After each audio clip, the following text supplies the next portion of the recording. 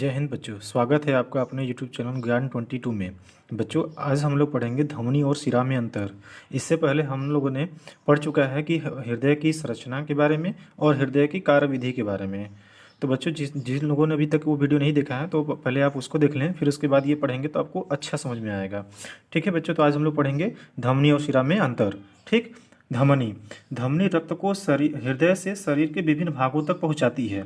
इसका मतलब क्या है, जैसे अगर ये यहाँ पर ये हृदय है, हार्ट है, और यहाँ पर ये बॉडी है, मतलब शरीर के सभी भाग है, जैसे लीवर है, किडनी, फेफड़ा, ये सब सभी अंग है। तो यहाँ से धमनी जो है वो हृदय से रक्त को कहाँ लेकर जाएगी? शरीर के पास। ठीक, ये कौन होगा? धमनी। ठीक। और जो शिरा होती है वो रक्त को शरीर के विभिन्न भागों से कहाँ लेकर आती है? हृदय के पास लेकर आती है। मतलब ये शरीर है तो इस शरीर से हृदय तक रक्त को कौन लेकर आएगा? शिरा। ठीक। तो देखिए, जो धमनी है, धमनी रक्त को हृदय से कहाँ ले जाती है? शरीर के विभिन्न भागों तक। यानी ये हृदय है तो हृदय से रक्त को शरीर के विभिन्न भागों तक कौन लेकर जाएगा? धमनी लेकर जाएगी। ठीक। और शरीर से जब ये अशुद्ध रक्त हो जाएगी तो इसको फिर पुनः हृदय के पास कौन लेकर आती है? शिरा। यानी हृदय से रक्त को शरीर के विभिन्न भागों तक धमनी ले जाएगी और शरीर के विभिन्न भागों से पुनः रक्त को हृदय तक कौन लेकर आती है? शिरा लेकर आती है। ठीक, ये दोनों क्लियर हो गया। दूसरा चीज, जो धमनी होता है उसमें रक्तचाप अधिक होता है। ठीक बेटा, ध्यान दीजिएगा कि रक्तचाप जो होता है धमनी में वो अधिक होता है। इसका मतलब क्या है कि जब यहाँ से हृदय से रक्त जाता है तो ये बहुत अधिक तेज जाता है। कितना जाता है? 120 mmHg की स्पीड में जाता है। ठीक है, mmHg की स्पीड में जाता है। यानी कि यहाँ पर जो धमनी का रक्तचाप है वो बहुत तेजी से जाता है, और वो जो शिरा होता है उसमें रक्तचाप कम होता है। और कितनी स्पीड जाता है? 80 के आसपास। ठीक, ये धमनी में रक्तचाप कितना होता है? 120, लेकिन शिरा में कितना होता है? 80। यानी हृदय से रक्त जब जाएगा शरीर के पास तो 120 की स्पीड से, और जब ये शरीर के विभिन्न भागों से हृदय के पास आएगा तो कितनी स्पीड से आएगा? 80 की स्पीड से आएगा। यानी हम लोग कह सकते हैं कि जब हृदय से शरीर के विभिन्न भागों तक जाता है तो रक्तचाप अधिक होता है, यानी तेजी से जाएगा। और जब शरीर के विभिन्न भागों से हृदय तक पुनः रक्त आती है तो स्लो आती है, मतलब रक्तचाप कम होगा। इसी को हम लोग कहते हैं बीपी, यानी ब्लड प्रेशर 120/80, यानी कि 120 की स्पीड से धमनी रक्त को लेकर जाएगी शरीर के भागों तक, विभिन्न भागों तक, और शरीर के विभिन्न भागों से पुनः रक्त कितनी स्पीड से आती है? 80 की स्पीड से है। इसी को हम लोग कहते हैं बीपी, मतलब रक्तचाप यानी ब्लड प्रेशर। ठीक। तीसरा देखिए, धमनी में कपाट होते हैं, यानी वाल्व अनुपस्थित होती हैं। जो धमनी होती है उसमें कपाट क्या होता है? अनुपस्थित होती है। यानी कपाट मतलब रुकावट, जो हम लोग पिछले पढ़ थे हृदय में था रुकावट। अगर यहाँ कपाट नहीं है तो यहाँ रक्तचाप क्या होगा? तेजी से जाएगा। लेकिन अगर यहाँ पे वाल्व होगी, यानी कपाट होगी, अगर यहाँ पे कपाट है, जगह जगह पर अवरोधक है, तो ये इसकी चाल क्या हो जाएगी? स्लो हो जाएगी। यानी धमनी में कोई भी कपाट नहीं होता है जिसके कारण इसमें रक्तचाप अधिक होती है, और शिरा में कपाट होते हैं जिसके कारण इसका रक्तचाप कम हो जाता है। ठीक है, अब ध्यान दीजिएगा, यहाँ पे उपस्थित रहेगा, इसको आप ध्यान दीजिएगा, यहाँ पर उपस्थित आप लिख लीजिएगा। ठीक। और चौथा देखिए, धमनी जो होती है वो कैसी होती है? धमनी की दीवार मोटी होती है। मतलब ये धमनी है तो धमनी की ये वाली दीवार जो होती है एकदम कैसा होगा? ये मोटा होगा। ठीक, ये मोटा होगा ऐसे। और जो क्यों मोटा होता है? क्योंकि इसमें रक्तचाप अधिक होता है। अगर कोई भी चीज़ तेजी से जाएगा, 120 की स्पीड से जा रहा है, और ये जो शिरा है उसकी दीवार पतली होती है, और इसमें कितनी स्पीड से रक्त जाता है? 80 की स्पीड से जाता है। तो इसमें रक्तचाप स्लो है, और जब स्लो है तो ये दीवार पतली भी रहेगी तभी चली जाएगी। लेकिन अगर इसमें रक्तचाप अधिक है, अगर दीवार पतला रहेगा तो दीवार फट जाएगी।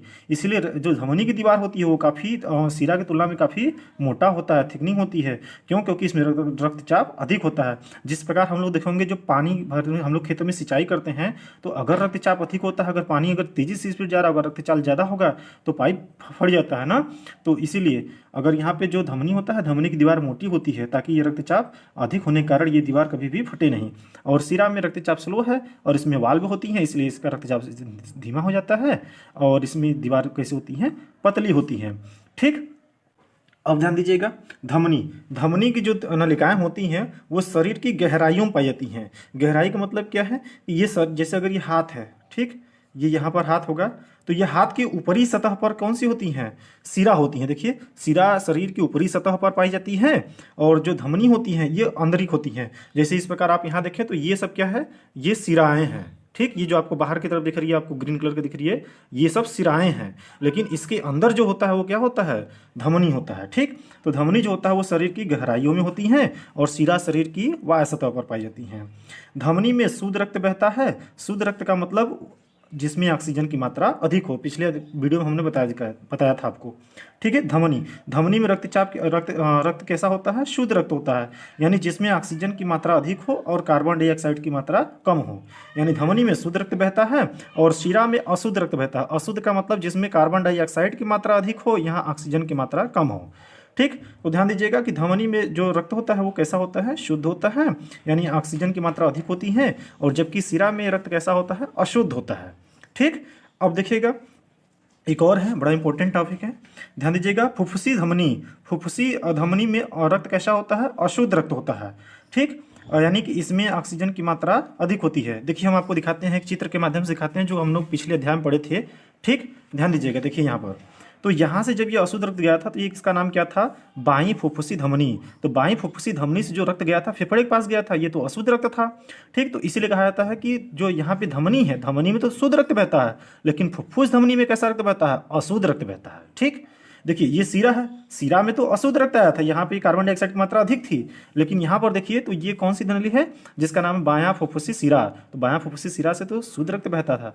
तो देखिए ध्यान दीजिएगा, कंसेप्ट क्लियर करिए कि अगर धमनी आपसे पूछता है, धमनी, तो धमनी में कैसा रक्त बहता है? शुद्ध रक्त बहता है। ठीक। यहाँ वाला ये धमनी। लेकिन अगर कहेगा फुफ्फुस धमनी तो कैसा रक्त बहेगा? अशुद्ध। यहाँ वाली नली जो होती है इसमें कौन सी रक्त होता है? अशुद्ध रक्त होता है। ठीक। ठीक बेटा। अब ध्यान दीजिएगा, अगर आपसे प्रश्न पूछा जाता है कि शिरा में, तो शिरा में कौन सी रक्त बहता है? ध्यान दीजिएगा, शिरा, तो शिरा में कौन सी रक्त बहता है? शिरा में अशुद्ध रक्त बहता है। अशुद्ध कौन सी? ये वाली जो आप पिछले अध्याय में पढ़े थे, ये वाला, ये होता है ना उच्च महाशिरा। तो ये जो शिराएं होती हैं उसमें कौन सी रक्त बहती है? अशुद्ध रक्त। लेकिन अगर आप यहीं से प्रश्न पूछा जाए आपसे कि बताइए फुफ्फुस शिरा में कैसा रक्त बहता है? फुफ्फुस शिरा में कैसा रक्त बहता है? तो शुद्ध रक्त बहता है। ठीक। ध्यान दीजिएगा, शुद्ध रक्त बहता है। जैसे आप यहाँ पे देखे होंगे ये कौन सी शिराएं हैं? फुफ्फुस शिरा है। तो फुफ्फुस शिरा में कैसा रक्त बहता है? शुद्ध। शिरा में अशुद्ध, फुफ्फुस शिरा में शुद्ध है। ठीक। धमनी में शुद्ध, लेकिन फुफ्फुस धमनी में अशुद्ध है। ठीक। तो आई होप आपको ये सब आपको समझ में आ गया होगा। और जो भी चीज़ें अगर आप यदि आपको नहीं समझ में आया है तो आप हमें कमेंट के माध्यम से पूछ सकते हैं, और आपके जो भी डाउट रहा करिए आप पूछा करिए। और आपको इससे रिलेटेड और आपको कौन सी किस टॉपिक पे आपको वीडियो चाहिए ये भी आप हमें कमेंट के माध्यम से बताएंगे, जिससे हम आपकी कठिनाइयों को दूर कर सकें और आपको आसान से भाषा में हम आपको बायोलॉजी सिखा सकें। अगर वीडियो अच्छा लगा हो तो एक लाइक ज़रूर करें, और चाहे नए हैं तो आप चैनल पे तो एक सब्सक्राइब जरूर करें। धन्यवाद।